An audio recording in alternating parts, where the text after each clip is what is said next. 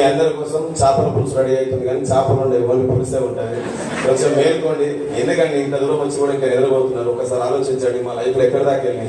Good morning. Before Vestige నేను కూడా ఒక ఎల్ఐసి ఏజెంట్, కొన్ని ప్రైవేట్ సెక్టర్ లో కూడా జాబులు చేసేది. ఎందుకు ఈ విషయం చెప్తున్నా అంటే, నాలాగా కొంతమంది ఇంకా ఆలోచిస్తున్నారు ఏంటంటే ఇది ఉంటుందా పోతుందా, ఇంత దూరం వచ్చినా మాకు అవుతుందా కాదని అంటున్నారు. సో స్టార్టింగ్ లో నేను కూడా లాస్ట్ కూర్చున్నామని అసలు బిఫోర్ వెస్టేజ్ ఒక ఎల్ఐసి ఏజెంట్ గా ఉండి కొన్ని ప్రైవేట్ సెక్టర్ లో జాబులు చేసి ఫిజికల్ కూడా కొన్ని డైరీ ఫామ్ హార్డ్ వర్క్ చేసుకుంటూ నా జీవనం గడిపేవని.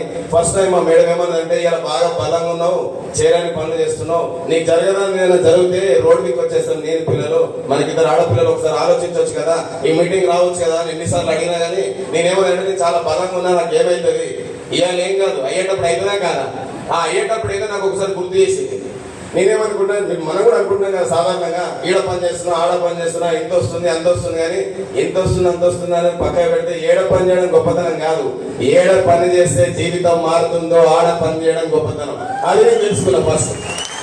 అది తెలుసుకున్న తర్వాత నాకు అర్థమైంది. నేను చాలా మంది మీటింగ్లోకి వెళ్తున్నా, 1,92,000 రూపాయలు తీసుకుంటూ కూడా పబ్లిక్ లోకి వెళ్ళి చెప్తున్నా, కాకా ఈ బిజినెస్ గురించి తెలుసుకోవచ్చు అంటే, అన్న నెలకి 1,00,000 రూపాయలు ఖర్చు పెట్టిన షాప్ పెట్టినా, 8 గంటలు పని చేస్తున్నా, రోజుకు 2,000 సంపాదిస్తున్నా అన్న అన్నాడు. ఓకే రైట్ కాకా సూపర్ అన్న.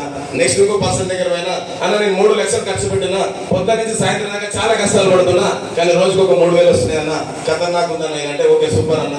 తర్వాత ఉమ్మన్ దగ్గరికి వెళ్ళినా, నేను 5 లక్షలు ఖర్చు పెట్టినా, రోజుకు 6 నుంచి 7,000 రూపాయలు వస్తున్నాయి, ఉదయం లేచి నుంచి సాయంత్రం వరకు ఖతర్నాక్ కష్టాలు పడుతున్నా, మెంటల్ టెన్షన్ తో కూడా ముందుకు వెళ్తున్నానా, ఈ లైఫ్ నాకు చాలు, నువ్వు చెప్పి నాకు వద్దన్నా అన్నాడు. కానీ నాకు అనిపించిన విషయం ఏంటంటే, ఇవన్నీ డబ్బులు పెడితేనే, నువ్వు ఉంటేనే, నువ్వు చేస్తేనే వస్తున్నాయి, అవునా కదా.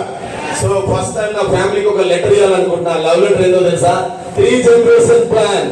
ఇక్కడ ఉన్నా లేకున్నా నాకు డబ్బులు వచ్చే ఒక వ్యవస్థ నాకు దొరికింది, ఏదో తెలుసుకొని ఈరోజు నా ద్వారా కూడా కొంతమందికి డబ్బులు పెరిగి ప్రయత్నం చేస్తున్నా. సో ఈ రోజు మీరు అందరూ వచ్చిన వాళ్ళందరికీ ఒకే ఒక విషయం చెప్తున్నా, ఎక్కడ పని చేయాలో తెలుసుకున్న వాడు మాత్రమే గొప్పడు, ఇంకా ఇక్కడ అక్కడ చేస్తున్నాడు కాదు. Thank you.